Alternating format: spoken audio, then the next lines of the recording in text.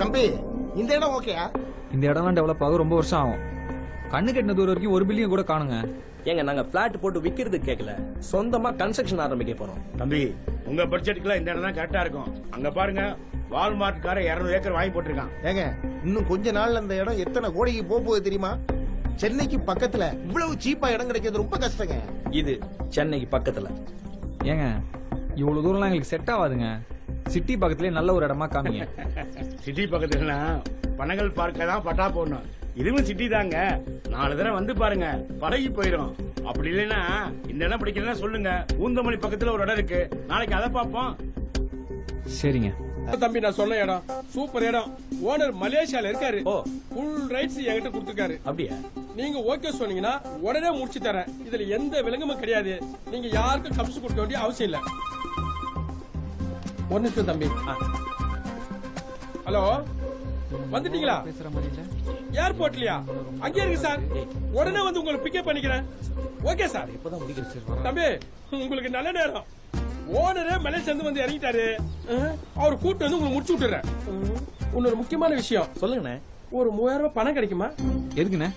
ஏர்போர்ட்ல இருந்து கூட்டு வரணும்ல, ஓனரே டாக்ஸி செலவு கொடுத்துருவாரு. கௌரவத்துக்காக என்கிட்ட ஒரு 3000 ரூபாய் இருக்குங்கல்ல, திருப்பி கொடுத்துருவோம் தம்பி. கரெக்ட் தானா?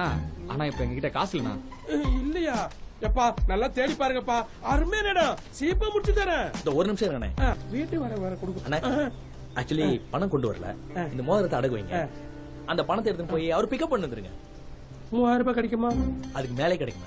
ஆமாண்ணே. ஆட்டோ தம்பி, நீங்க போயிட்டு சரி 1 மணி நேரம் கழிச்சு வாங்க. ஓனரை நான் இங்க கூட்டு வந்துடுறேன். நாங்க இங்கே வெயிட் பண்றோம். வெயிட் பண்ணுவானா?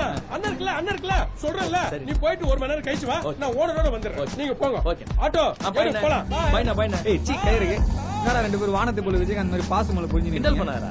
நல்ல மனுஷனா இருக்காரு. இன்னுமா நான் அந்த ஆளை நம்புறேன்? இப்ப சொன்னா உனக்கு புரியாது. ஓனர் கொண்டு வந்து இடத்த முடிக்கிறான்ல, அப்ப தெரியும். இங்க என்ன தம்பி பண்றீங்க? இடம் பார்க்க வந்தோம். அந்த புரோக்கர் சொன்னானா? ஆமா. ஓனர் மலேசியால இருக்காருன்னு சொல்லிருப்பானே. ஆமாங்க. உங்க நேரம் நல்லா இருக்கு, போய் ஓனரை பிக்கப் பண்ணிட்டு வரேன்னு சொல்லிருப்பானே. ஓனரை பிக்கப் பண்ண 3000 ரூபாய் கேட்டானா? என்னங்க சொல்றீங்க தம்பி? இதோட நீங்க 12வது ஆளு 3000 ரூபாய் கொடுத்து ஏமாறுறது. ஓனர் பக்கத்தெருவுல தான் இருக்காரு. இனிமே நீங்க அவனை பார்க்கவே முடியாது. இதுவே ஒரு பொழப்பா எடுத்து சுத்தி கேக்குறேன்னு தப்பா எடுத்துக்காதீங்க.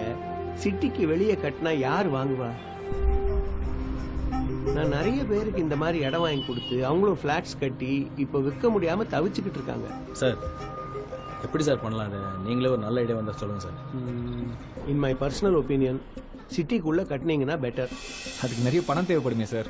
ஆனா ரிஸ்க் இல்லையேப்பா. கடைக்கால் பூஜை போட்ட உடனே எல்லா பிளாட்ஸும் புக் ஆயிடும். அப்புறம் நீங்க சேஃபா இருப்பீங்க.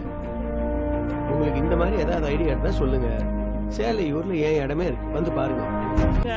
உங்க இடத்துல கட்டுங்க, அடுத்த இடத்துல கட்டாதீங்க. என்னது? நீ போர்டு வச்சிருக்க இடம் என்னோட ப்ராப்பர்ட்டியா? ஹலோ, போன வாரம் நாங்க ரெஜிஸ்ட்ரேஷன் பண்ணோம். நாங்க நான் 2 வருஷத்துக்கு முன்னாலே ரிஜிஸ்டர் பண்ணி கன்ஸ்ட்ரக்ஷன் ஸ்டார்ட் பண்ண சிஎம்டில அப்ரூவல் வாங்கி வச்சிருக்க. போய் செக் பண்ணியா?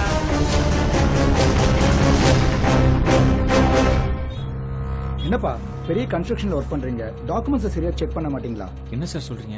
நீங்க வாங்கியிருக்கிற இந்த இடம் ஒரு லிட்டிகேஷன் ப்ராப்பர்ட்டி. கோர்ட்ல கேஸ் நடந்துட்டு இருக்கு. சார் நாங்க எல்லாம் கரெக்டா பார்த்து தான் வாங்கினோம். என்ன பாத்தீங்க? இந்த இடம் 2 வருஷத்துக்கு முன்னாடி வேல்ராஜ்ன்ற பேர்ல ரெஜிஸ்டர் ஆயிருக்கு. வீடு கட்ட அப்ரூவலும் வாங்கிட்டாரு. ஆனா அதே இடத்த 6 மாசத்துக்கு முன்னாடி ஜெயராமன்றவரும் ரெஜிஸ்டர் பண்ணிருக்காரு. அவர் பொசிஷன் எடுக்க போற நேரத்துல தான் அவருக்கே தெரியும் இந்த இடத்து மேல கேஸ் இருக்குன்னு. சார் கேஸ் இருக்கும்போது எப்படி சார் நீங்க அப்ரூவல் கொடுத்தீங்க? அதெல்லாம் இங்க ரிஃப்ளெக்ட் ஆகாது. எங்களுடைய ஜாப் டாக்குமெண்ட்ல இருக்க இடத்த ஸ்பாட் இன்ஸ்பெக்ட் பண்ணி கரெக்டா இருந்தா அப்ரூவல் பண்ணுவோம். ஏதோ தெரிஞ்ச பசங்களா இருக்கீங்கன்னு உங்ககிட்ட சொல்லிட்டு இருக்கேன் நான். இல்லாட்டி உங்க இடத்தையும் அப்ரூவ் பண்ணிருப்போம். அப்புறம் பேங்க்ல லோன் வாங்க போறப்போ இல்ல வீடு கட்ட போறப்போ தான் உங்களுக்கு அந்த பிரச்சனை தெரிஞ்சிருக்கும். சார் இப்போ என்ன சார் பண்றது? ஒன்னும் பண்ண முடியாது. ஜேயிலேருந்து மேயர் வரைக்கும் சிங்கிள் விண்டோ ஆக்கிட்டாங்க. ஒன்னு வித்தவனை பிடிச்சி கிளியர் பண்ண வைங்க, இல்ல பணத்தை திரும்பி வாங்க பாருங்க. வேற வழியே இல்ல. சாஸ்திரி பேர்ல 6 கம்ப்ளைண்ட் இருந்துச்சு.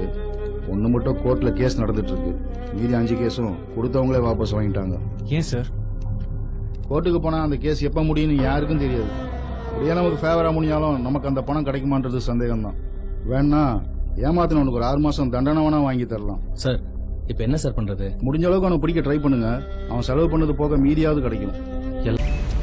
சார் நாங்க 1.5 மாசத்துக்கு முன்னாடி ஒரு இடத்த ரெஜிஸ்டர் பண்ணோம். சரி, ஆனா அதே இடம் வேற ஒருத்தர் பேர்லயும் ரெஜிஸ்டர் ஆயிருக்கு. ஓகே, கொஞ்சம் வெரிஃபை பண்ணி சொல்ல முடியுமா?